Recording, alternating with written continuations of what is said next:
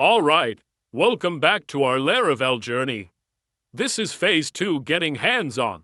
Today, we're going to build our very first feature in Laravel, a simple services page. We'll go step by step, from setting up a route, creating a controller, and then building our view. Creating your first route. Alright, let's start with a route. Open your Laravel project and go to the routes folder, then open the web.py file. This is where all our web routes live. I'll create a simple route for our services page. Here's what's happening. /services is the URL we'll visit. Service controller is the controller that will handle this route. The index method inside that controller will run.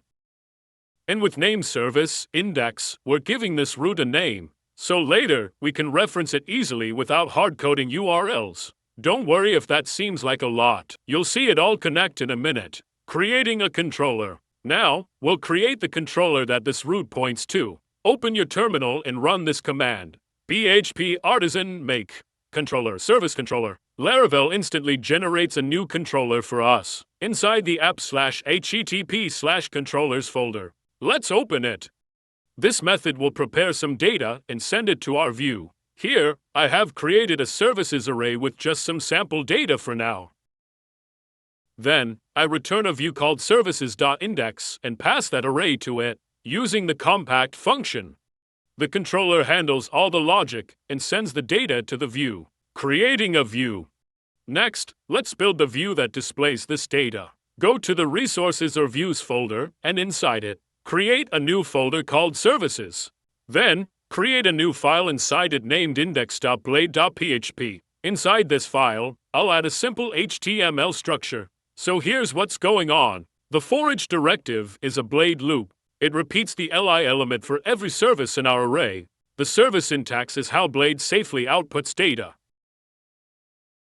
Before that, we need to attach our service controller and routes. Let's run it. Now, let's start the Laravel development server by running php artisan serve. Clicking this link will open our web page. You can see the services listed on the page.